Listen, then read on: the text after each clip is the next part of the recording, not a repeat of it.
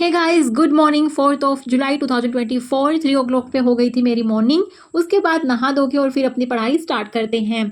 जिंदगी में अगर कुछ खोना पड़े तो 2 लाइनें हमेशा याद रखना। जो खोया है उसका गम नहीं, और जो पाया है वो किसी से कम नहीं। जो नहीं है वो एक ख्वाब है, और जो है वो लाजवाब है। और ये जिंदगी बहुत ही लाजवाब है। जो सुबह सुबह का मेरा फर्स्ट स्टडी सेशन रहता है वो सुबह के 3:30 से लेके और उसके बाद 5:30 तक, यानी कि 2 आवर्स का रहता है। 3:35 से 5:35 भी आप कह सकते हैं। मैं लाइव आती हूँ 3:30 पे, 5 मिनट चिट चैट होती है और उसके बाद फिर हम सब मिलके अपनी पढ़ाई स्टार्ट कर देते हैं। आप में से बहुत सारे लोग मुझे कमेंट करते हैं कि हमें यहाँ से ताने सुनने को मिलते हैं, बहुत नेगेटिव कमेंट सुनने को मिलते हैं। किसी की सास ताना देती है, किसी की ननद ताना देती है, तो किसी का हस्बैंड। मैं एक ही बात आप सबको बोलना चाहूंगी कि दुनिया के तानों से कभी नाराज मत होना। अनजान लोग तो हीरे को भी कांच समझ लेते हैं। अब आप बोलते हो कि ये अनजान कहाँ हुए, ये तो हमारी जान पहचान के हैं। नहीं, जिन्होंने आपकी काबिलियत को अभी तक जाना ही नहीं, जिन्होंने आपको अच्छे से पहचाना ही नहीं, वो आपके अपने आपके पास होते हुए भी आपके लिए अनजान ही है। मैं हमेशा एक बात बोलती हूँ, पास होने में और साथ होने में बहुत फर्क होता है। आपके जो अपने हैं, जो आपको ताने देते हैं, वो आपके पास में तो रहते हैं लेकिन वो आपके साथ नहीं है। अब आपको अपना अकेले को अपना अपनेपन का साथ देना है, और वो अपनेपन का साथ तभी दे पाएंगे जब खुद के साथ थोड़ा वक्त बिताएंगे। खुद के साथ वक्त बिताने के लिए नींदें थोड़ी सी कम करनी पड़ेंगी, सुबह जल्दी उठना पड़ेगा, ताकि जब सो रहे हों सब तो आप चाहे पढ़ाई ना करो लेकिन खुद के साथ थोड़ा सा वक्त बिताओ। और ज़रूरी है रोज़ आधा घंटा कम से कम खुद से बातें करो।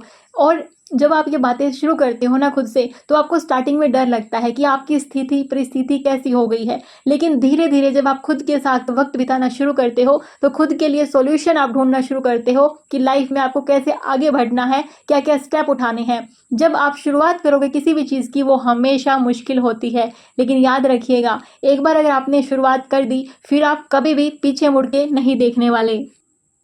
किसी ने पूछा है कि मैम, मुझे पढ़ाई करने में डिस्ट्रैक्शन हो रहा है, मेरी सास और जेठानी से नहीं बनती है, वो मुझे परेशान करती हैं, मेंटली टेंशन देती हैं, हस्बैंड का भी कोई सपोर्ट नहीं है, पढ़ाई करते टाइम वही सब बातें दिमाग में घूमती हैं, समझ में नहीं आ रहा क्या करूं, मुझे पढ़ाई करते देख वो मुंह बनाते हैं। देखिए, आज आपको अपने घर वालों से प्रॉब्लम हो रही है, और जब आपको लग रहा है कि मैं पढ़ाई बस कर लूँ किसी तरीके से और मैं जॉब पा लूँ, तो आपको लग रहा है कि जॉब के बाद सब कुछ आसान हो जाएगा। एक चीज़ जो आपको अपनी ज़िंदगी आसान बनाने के लिए सीखनी पड़ेगी, वो है इग्नोर करने की कला। भले ही आप किसी भी तरीके से आज जॉब को पा लें, लेकिन कल को फिर आपको वापस वो जॉब करते टाइम वहाँ ऑफिस में सब कुछ सुनने को मिल सकती हैं ये नेगेटिव बातें। उसके लिए इग्नोर करना अभी से सीख लीजिए। किसी ने मुझसे पूछा है कि 5th ईयर है अभी प्रिपरेशन करते हुए, स्टार्टिंग के ईयर में बहुत कंसिस्टेंट थी, अब मोटिवेशन वीडियो देखने की ज़रूरत पड़ती है, तो क्या कभी कभी ब्रेक ले लेना चाहिए? क्या सबके साथ ऐसा होता है? और माइंड में जब ब्रेक लग जाते हैं पढ़ाई में तो माइंड में गिल्ट आने लग जाते हैं। कभी ऐसा नहीं हुआ कि मैं 1 मंथ कंसिस्टेंट रही हूँ? क्या ये सभी के साथ होता है? डियर, पहली बात तो डिमोटिवेट होना, बीच बीच में ब्रेक होना, ये सबके साथ होता है, आप अकेले नहीं हो। इवन पढ़ाई के टाइम में ही मन ना लगना, ये कोई एक अलग चीज़ नहीं है। बहुत सारे काम होते हैं जिनमें हमारा मन डेली डेली नहीं करता। लाइक जो भी हाउसवाइफ होती है, उनको जो डेली के काम करने रहते हैं सुबह से रात तक के, उनको भी डेली मन नहीं करता वो काम करने का। कभी कभी उनका भी मन करता है ब्रेक लेने का, उनको भी लगता है कि ये काम बस किसी तरीके से छूट जाए, ये काम हम ना करें। पढ़ाई में भी ऐसा है, हर काम में ऐसा है, तो बीच में ब्रेक ले लेना चाहिए।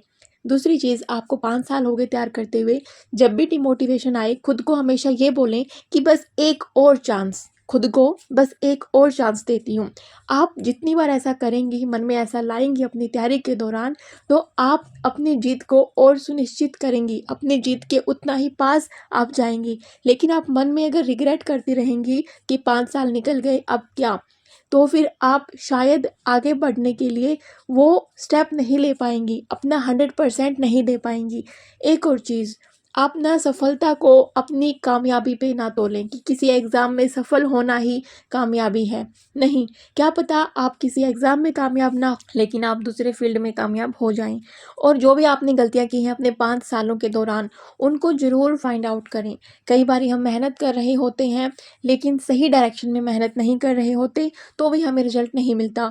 कई बार थोड़ा-सा रोल हमारी किस्मत का भी होता है, जिसके ऊपर हमारा ज़ोर बिल्कुल भी नहीं चलता। तो इसलिए आप खुद को ना कोसें, गलतियाँ फाइंड आउट करने की कोशिश करें और खुद को ये बोलें कि बस एक और बार और अपनी जी जान लगा दें। किसी ने पूछा है कि हाय दीदी, मैं मैरिड हूँ, 2025 में एग्ज़ाम देना है, बट अभी प्रेगनेंसी है, नींद बहुत आती है, काम करके थक जाती हूँ, मेरी 2 बेटियाँ भी हैं, टाइम मैनेज कैसे करूँ समझ में नहीं आता। डियर, इस पे मैंने इससे पहले एक वीडियो बनाया था, जिसमें मैंने दिखाया था कि सुबह से लेकर रात तक का हर एक घंटे को नोट डाउन करना है।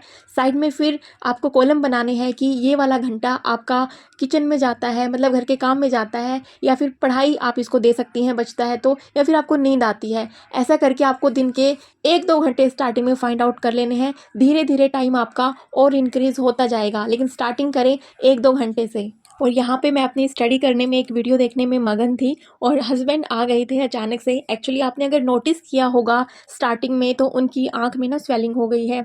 लाइक अपने यहाँ पे, हमारे यहाँ पे इसको अनजिनहारी बोलते हैं, आपके यहाँ पे पता नहीं क्या बोलते होंगे। आँख में वो निकल गई थी, तो वैसे मैं इनको बोल रही थी सुबह ही कि ऑफ ले लो, लेकिन बहुत ज़रूरी काम था ऑफिस में, इसलिए इनको जाना हुआ। लेकिन ये फिर लंच ब्रेक में घर आ गए थे वापस। किसी ने पूछा है कि करंट अफेयर्स के लिए सजेशन दे प्लीज़।